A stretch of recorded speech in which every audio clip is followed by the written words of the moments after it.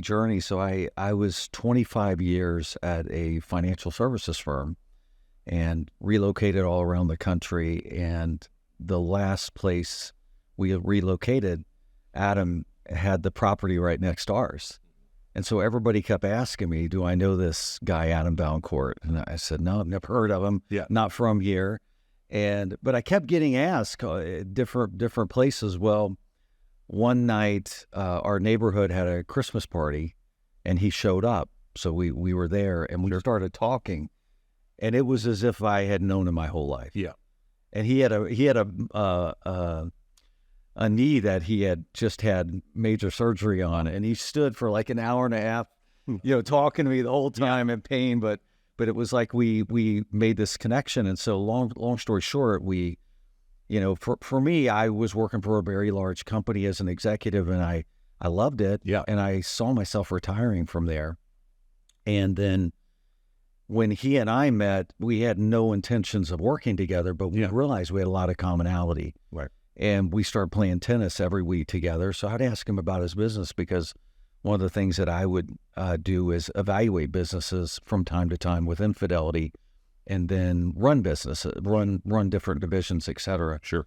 And I was like, man, you're doing a really good, for a small company, you're doing a really great job. Yeah. So for about 2 years progressed, no thought of working together. And then I like to joke, but he starts sending me these personality profiles, and he says, I like to study people and, my team and all this. And there's a lot of testing for a small company. I've never seen anybody do anything like that. Yeah. And at any rate, I told my wife, I said, I think this guy, if I didn't know any better, he'd be trying to recruit me, but I know he's not. Right. And I'd be remiss if I didn't share this, but I literally was walking on my trails. We both live on a beautiful, it's very wooded, very forest, with a large brook. And when I was walking along, I just truly felt like I'm going to be retiring. Mm-hmm. And so 2 years, and I heard that twice, just literally, just felt like, hey, you're going to be leaving Fidelity. In my mind, I'm like, no, I'm going to retire from there. But anyway, long story short, 2 years from that time frame, Fidelity offered retirement packages. Oh, really?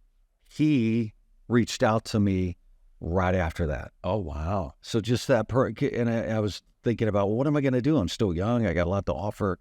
Yeah. And he came to me and he said, listen, the business keeps growing. Yeah.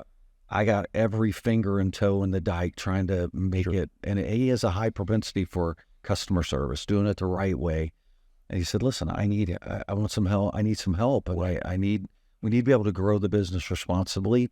And so I'd like you to consider coming on board to help out. And that's what happened. Yeah, here I am. I'm so intrigued when people bring in general managers from outside the industry, what everybody else thinks, right? Because I'm sure you had other leaders in the business.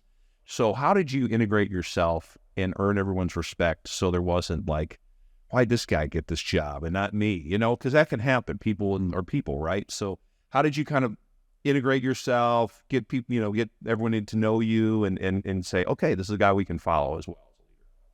Well, the first thing that comes to my mind is that Adam put me in front of every one of the members of the team.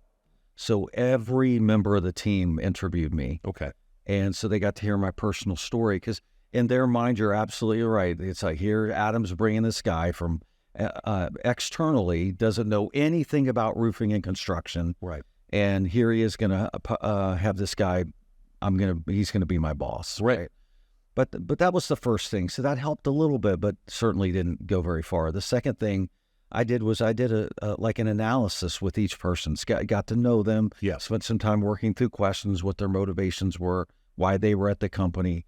And then I just started forming relationships with them. Yeah.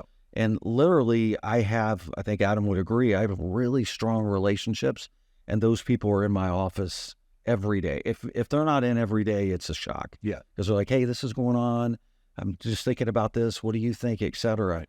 And then lastly, I think the weight of experience. Like I didn't come without management experience. I managed large numbers of people. I was fortunate enough to get a bachelor's in psychology and MBA from Boston University. Yeah. So they didn't see this guy coming without experience. And the lastly is that they know Adam and they trust Adam. Yeah. And if Adam brings somebody in, for the most part, they're like, if Adam is going to put his stamp or seal on this guy, then he's probably going to, it's the right thing for the business. That's great. That's fantastic.